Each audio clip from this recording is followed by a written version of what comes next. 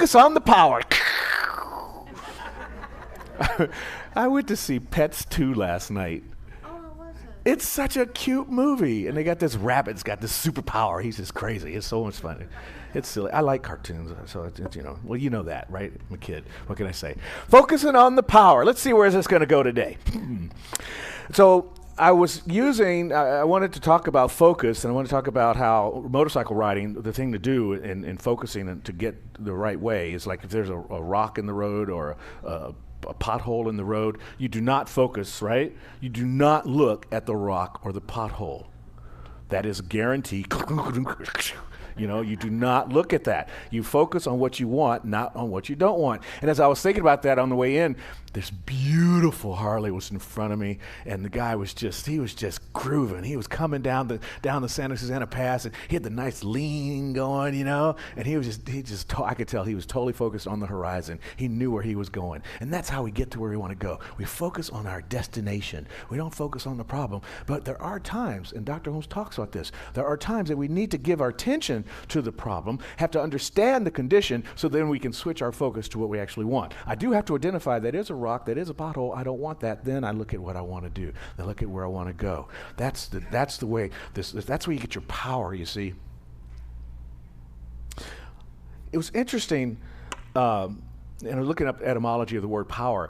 Originally, power was meant able to be. The power was able to be, but somewhere along the way we switched the idea of power to be able to do something. But it really is about being able to be, and that so fits in with Science of Mind teaching, to have the able to be aware of where it is and what we're going to do. Little transition here. Part of the leadership class was to do a ride along with the police department, so I did a ride along with the Simi Valley Police. And one of the things that I noticed is they knew all the people that were causing the troubles. They know the homeless folks by name. They know where they hang out. I mean, we're driving along. He says, I'm just going to pull over here because I know there's some action going on. We pull into the alley. There they are. Bob, Mary, and whatever the other woman's name. They're all back there, He says, give me your knife. I know you got your knife. I mean, they know all the story. And then they have these guys, they have to arrest them, and sometimes they take them because they don't have room at Simi. They'll take them over to Ventura County, and then they're out, and 4 hours later, they're back in Simi, and they're doing it again. Because there's this revolving door activity going on. And I mention all of that because, Malcolm Gladwell, you know the guy? Yeah, he's so good.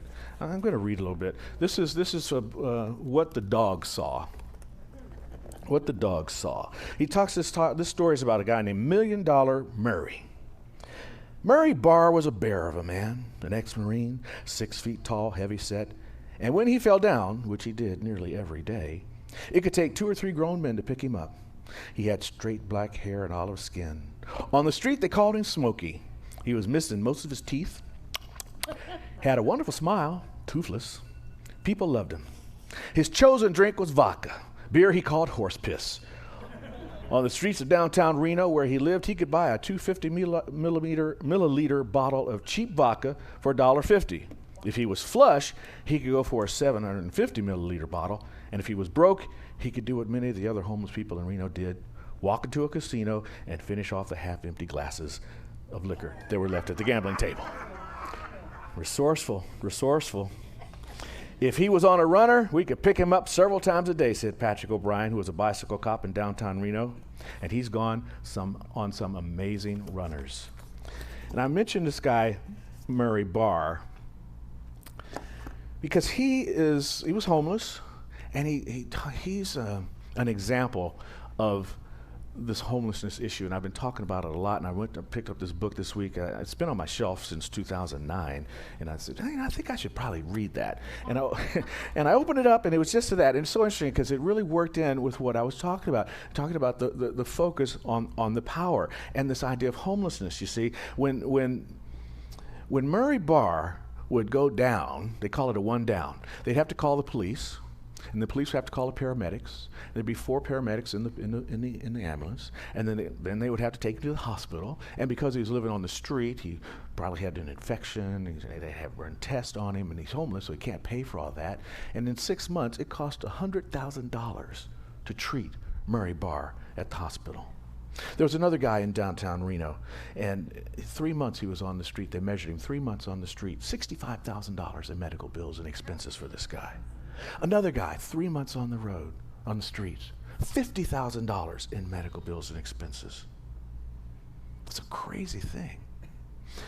Patrick O'Brien, that police officer I talked to, says, it cost us $1 million over 10 years not to do something about Murray Barr. It's interesting. Here's why. This is the focus on the problem. Focus on the power, but also get the idea of the problem. You see, we talk about, the bell-shaped curve, right? Yeah. Most of us, we've gotten used to what the bell-shaped curve is all about.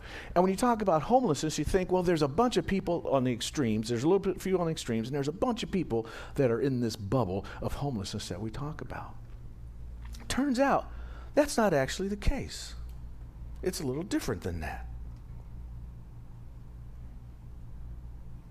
Murray Barr is an example of that. Most people that are on the streets are on the streets for 1 to 3 days. Then they end up living with family, or they get some social service help and the safety net gets them back into the working environment. They find a job and they get off the street.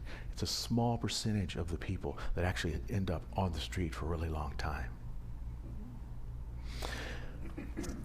The thing that got Simi Valley on the national map, I still have people say, you're in Simi Valley? That's where they beat that guy up, isn't it? No. No. That was the LAPD that did that. Simi Valley PD don't do stuff like that. They take away your bicycle, they take away your knife, and they put you in jail for the night, but they do not beat you up. But it turns out that most of the LAPD does not exhibit excessive force either. They get 85,000 officers in the LAPD. 1,800 of those 85,000 officers had 2 or more excessive force complaints against them. Of that 1,800, there were only 183 that had 4 or more excessive use complaints against them. 44 had 6 or more. 16 had 8 or more. 1 had 16 complaints against them, including beating people up when they were handcuffed and kicking them while they were down. That's 183 officers out of 85,000.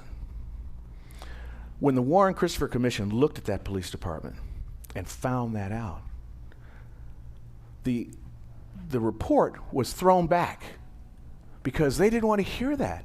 They were living under the bell-shaped curve idea, thinking that the bulk of the police department was a problem, and if we do better training and more diversity and inclusion and stuff like that, that the problem would go away. But all that would do would really just make the good officers better officers. But the problem was on the extreme, like the homeless problem was on the extreme. You know what they call that statistically? They call that a power law distribution. It looks like a hockey stick, not like a bell-shaped curve. That's interesting. Malcolm Gladwell says, it's not simply that we didn't know better, it's that we didn't want to know better. It was easier the old way. It's easier to put into play a big mass training program and teach everybody as if they're the same thing, paint them with the same broad brush. It's easier to just make more soup kitchens and treat everybody homeless as if they're the same, instead of looking at the problem of the people that are costing us $1 million over 10 years. You know, they gave Murray Barr an apartment, and he was in a program for 6 months, and he was monitored every day for those 6 months, and he saved $6,000. He went to work every single day because they had a supervisor who was monitoring him, and they gave him an apartment. If we gave all the homeless people an apartment and a supervisor to watch over them, the ones that are chronically, we'd get rid of the problem right away. But no, we want to look at it the old way. We want to look at it the old way. Now, here's where this has to do with you and I.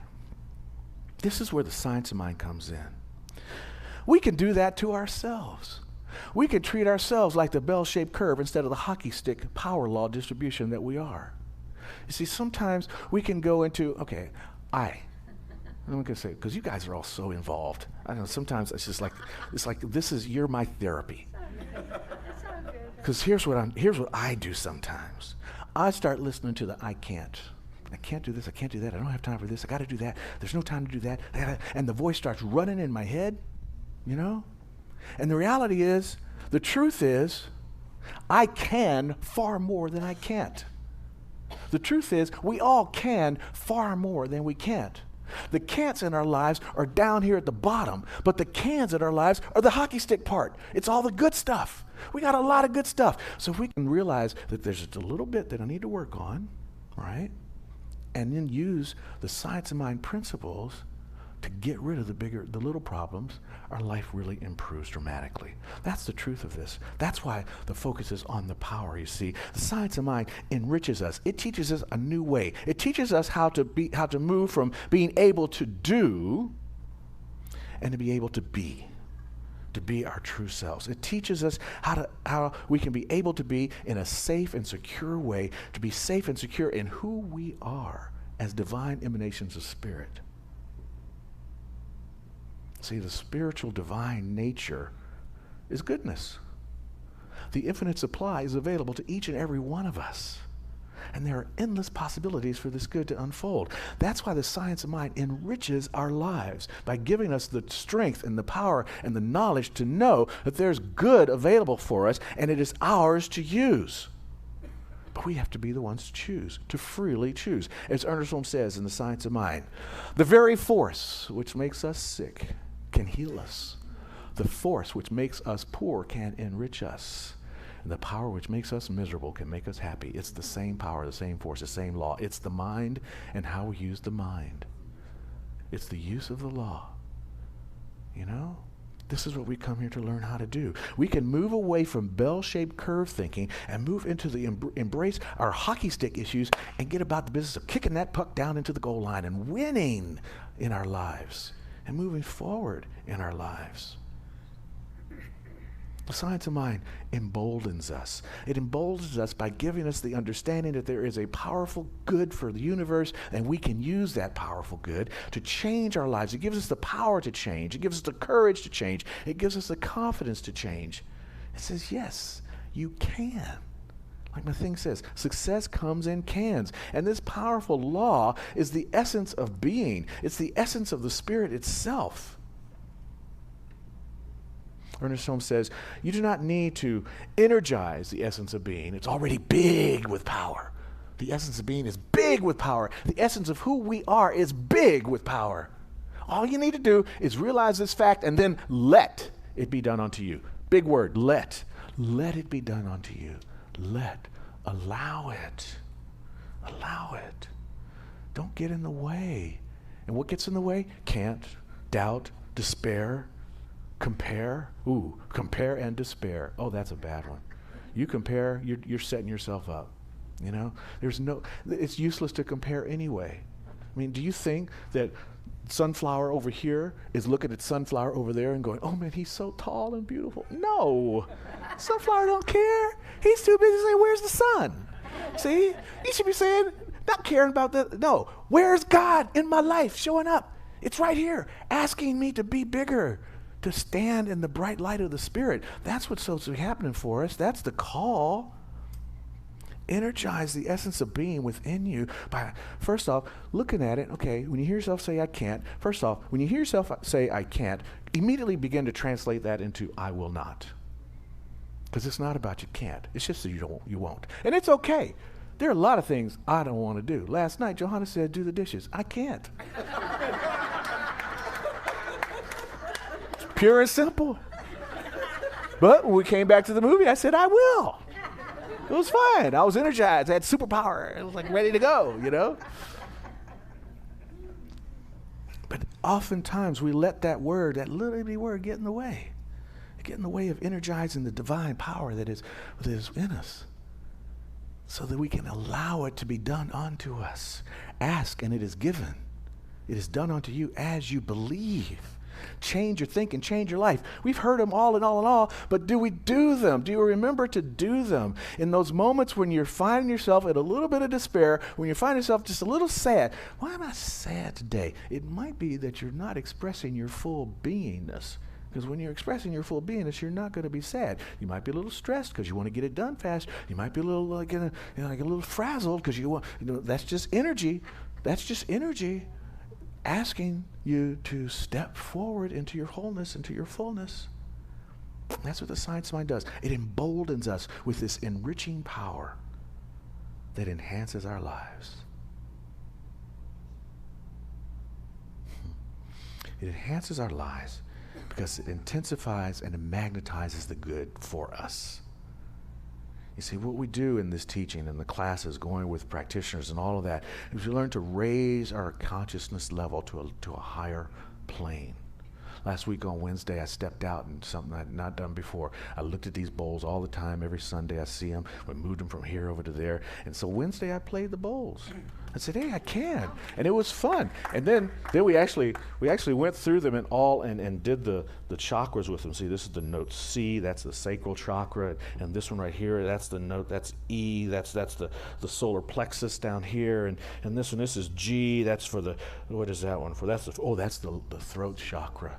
Yeah, that's powerful right there. We did all the chakras. I had a great time. And I realized that something that I thought I couldn't do, I could do, and I did okay with it. I think it's okay. We'll try them again. But this is what the science of mind teaches us, teaches me, teaches you to do, to step beyond the boundaries of where we have been into something that's been calling. It's back here. It's always, it's back there. You heard that voice, right? And the critical voice, I turned mine into a cartoon character.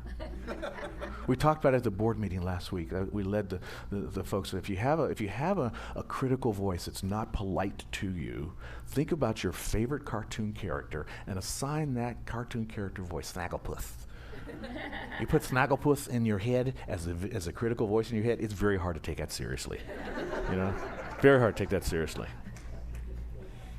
This is the teaching that it does for us. See, it enhances our lives by providing us comfort and providing us techniques and methods by which we can live a more full existence. It assures that change is possible.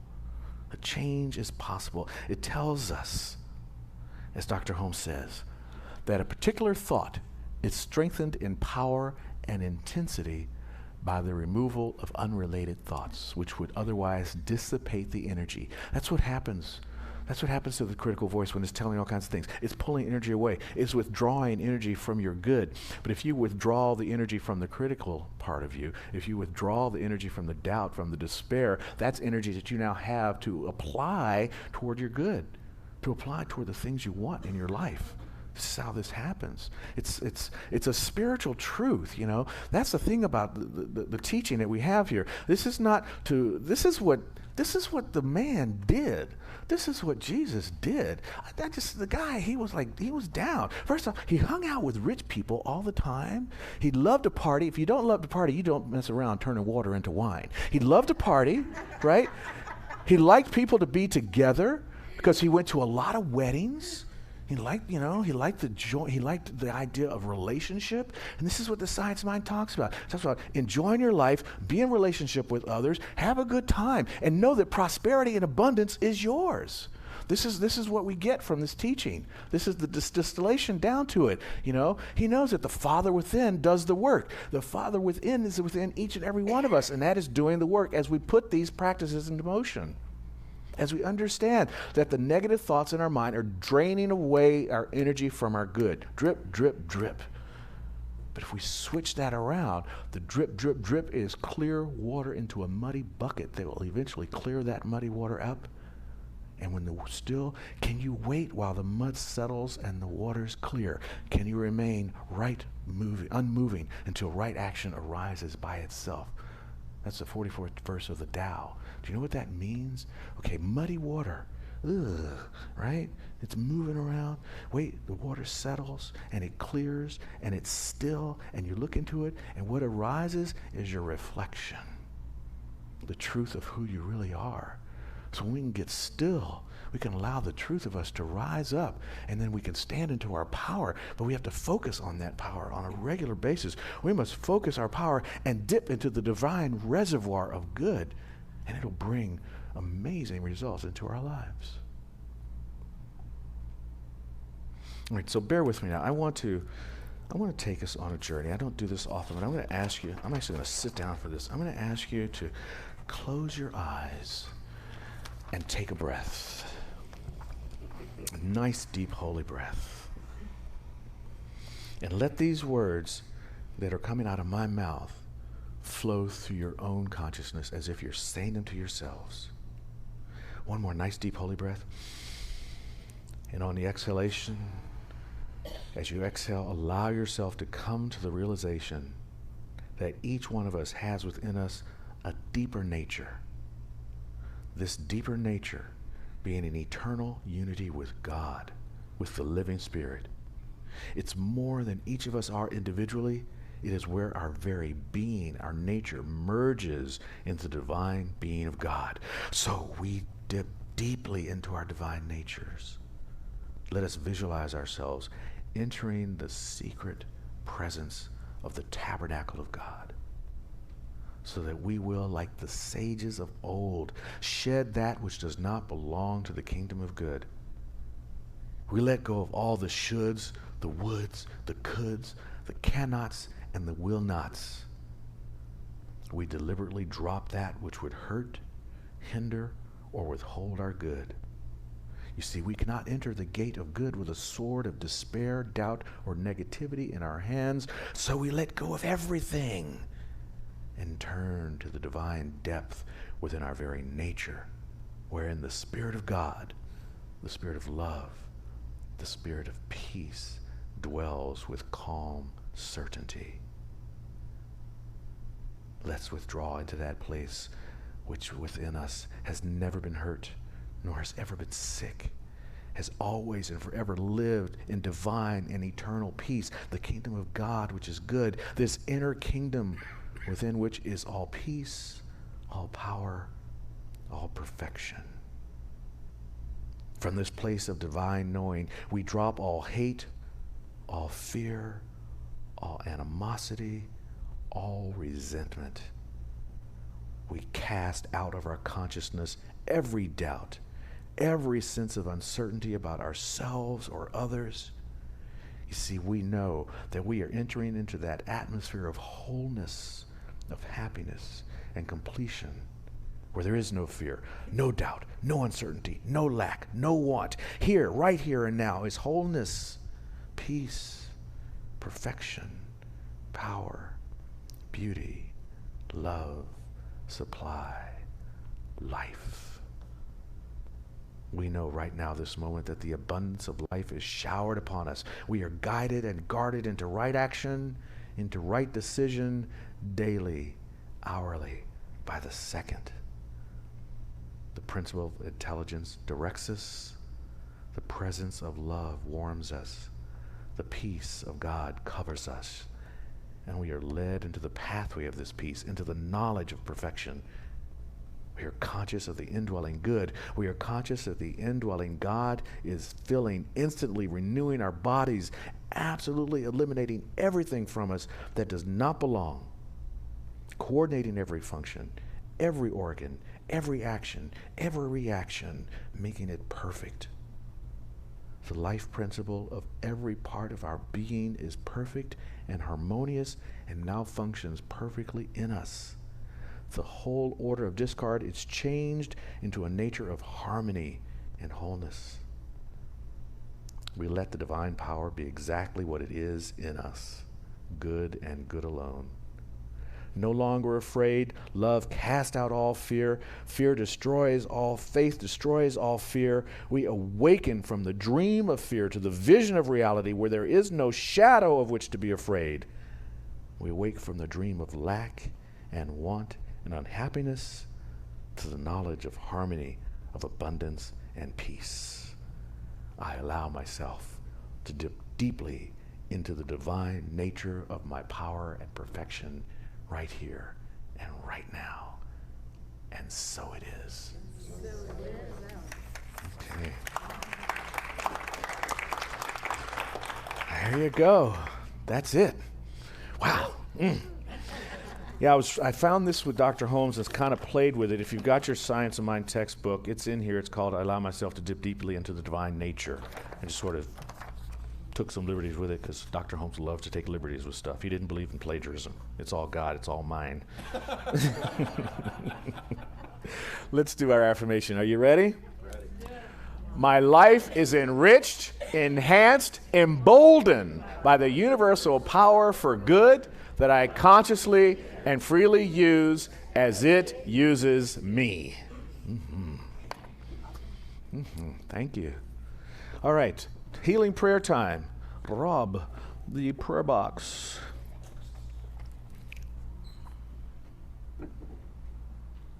Okay, so we talked about that power for good that we get to use, that we get to consciously use. So in this moment, I see a few folks that are visiting or new or maybe haven't been here in a while. I just want to remind you how this works. What we're going to do is we're going to do a collective prayer that works by taking the intentions of our minds, the seed thought ideas, and then puts that into the universal presence, which just desires to give us our good. But it needs to know what that is, you know?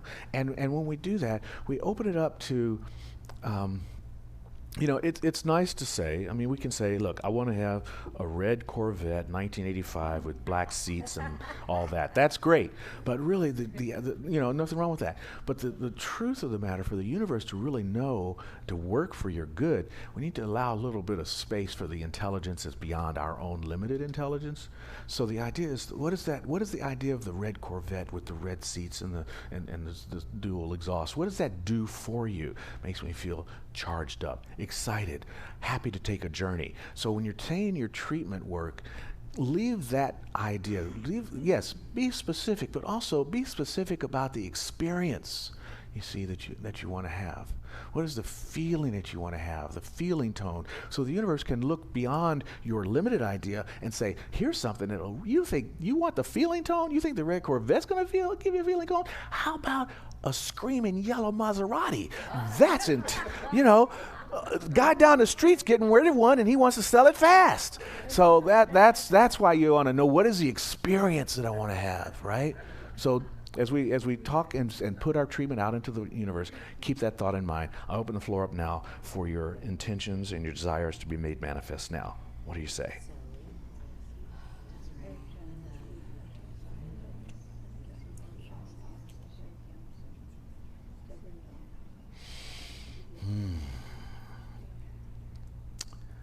Dr. Holmes tells us that a treatment is a movement of thought. Oh, I felt the movement of thought in that moment.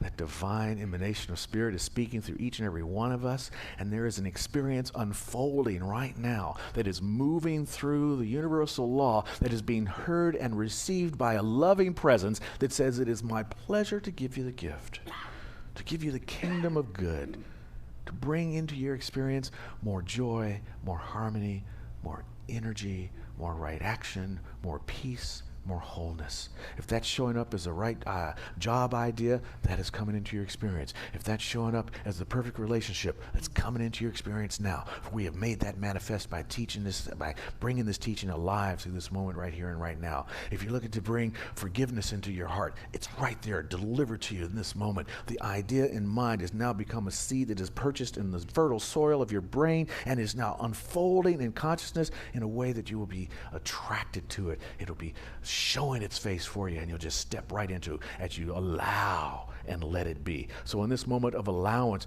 we let the divine presence be present within us and bring to us that recognition of our good that allows us to be magnified and attracted to it. And so for this process and for this understanding of how it works, we say, thank you, Mother, Father, God. Thank you, divine presence. Thank you, infinite spirit, for the wisdom you have placed within each and every one of us to touch that secret space within us and to hear the still small voice that allows right action to arise by itself.